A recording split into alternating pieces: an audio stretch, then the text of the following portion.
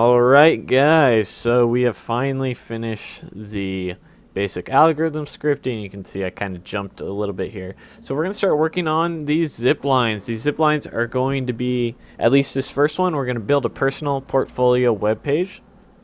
You have a lot of stuff going on here. It kind of give you some blanket instructions. But if you're like me, you kind of just skip to the point, you get the point of it. We are recreating this site.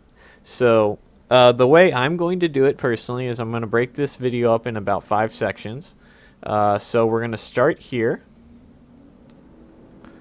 We're going to start here at menu. So we're just going to talk about what it is we're doing in this video on the menu. So we're going to be using Bootstrap. So we'll become familiar with Bootstrap as we do this.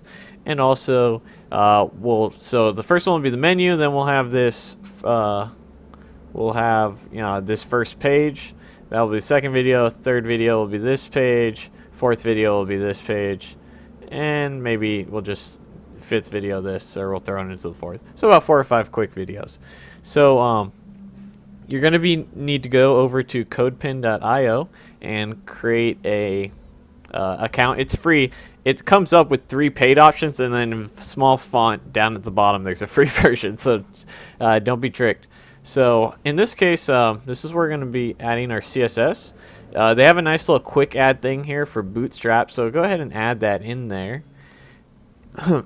So we wanted to have a menu. So I'm going to literally be making this as we go along, so you can see exactly what I made. So you can style it differently. You just kind of want to have the same functionality. So in my case, I knew that I wanted to have a certain font ahead of time, so I picked that up off of Google Fonts. I highly suggest you do that. They're all free, and I'll show you exactly how you do it. So the one I'm doing is kind of a popular one called Lobster. You'll either love it or hate it most of the time. So all you have to do for this, because I'm going to be using this whole page, is insert the link that they ask here. So this will now display my font in Lobster if I give it a class saying that. So also, because we're working in Bootstrap, we need to declare a div here. Div class equal to I believe it's fluid container. Container dash fluid. Container dash fluid. This is just going to make it so that our grid system works when we're going to use it. And don't forget to close this as well. And I forget if the body is supposed to go inside or outside of this. So I'm going to say that it goes on the inside. So let's not worry about the body right now. So how do we create that cool tab? It's like that cool menu system. So Bootstrap has a cool little menu built in called pills. So essentially pills are those type of line tabs that we were looking at, and when you hover over them they kind of create a button sort of look to it. So the way that you would declare that is you would say, look, we're going to use the class nav, and we're going to use specifically the class nav pills as well. So it's just a styled unordered list that's built into Bootstrap. And so just like anything else, we're going to add an li and close an li. And then here we're going to put the an ahref, because we're going to be linking them. So ahref, and we can just set this equal to a £sign for now. And then we want to close our A. And let's say that the first name was, for that example, was on there. So we'll have Dylan C. Israel. Oops. Cool. And now when you can see right here when we hover over, you don't see it because it's by default it's probably white. So okay, let's style that now. So actually, why don't we make all our list objects first? So just go ahead and copy and paste your code here. If you're not understanding it, type it out, or you're gonna think you might have trouble messing up with list objects. But I think everyone at this time should be kind of understand what's going on. So we're gonna have Dylan C. Israel, and we're gonna have Dylan C. Israel, and Dylan C. Israel, Dylan C. Israel. So what are we gonna have? For me personally, I'm going to have an About Me section.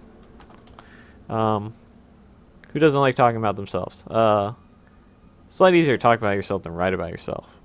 It's writing. It's like, oh man, it's a pain in the ass. All right, I want a portfolio for potential clients or employers. I want a contact me. I also want to reference my YouTube. So, put it all on one site. So we'll have this coding tutorial. Oops. Tutorials 360. And then we'll have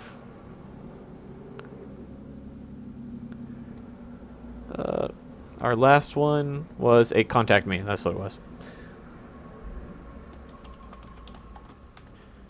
Okay. So cool. So we have all our stuff here. We didn't get it styled yet, so we put in. That's probably a good place to start. So we can say right here, let's define a class, and we'll say it's equal to. Actually, let's just work with nav-pills, because that's already in there, and it already recognized it, so we wouldn't have to add it. We're just going to slightly change it, and we're going to say color. Or actually, we're going to say font-family, and if this doesn't work, we'll just. I think I might have to apply it to the anchor tag. But we'll say font-family, and we'll say lobster. And there it is. So there's our lobster. So that worked just fine. You can see it change our font. This is going to be kind of big, so we want our maybe the font dash size. And if I remember correctly, we can do it like this: 2.0 M. There we go. So we just want it 2 times the size. So you don't really want to hard code stuff anymore nowadays. I mean, you can. We could do like 30px. We also could do something with a grid and all that sort of stuff, and we probably should. But if I remember correctly, I think pills might have it built in. I'm not sure though. So anyhow, let's not worry about the grid system quite yet. We're just getting started with the menu here. So we're just gonna say that looks a little too big. Let's try 1.7. Cool. All right, that looks a little bit better. And then we want to have a background dash color. We want to set it to black. So these are the color schemes I'm going with, and we can just kind of set the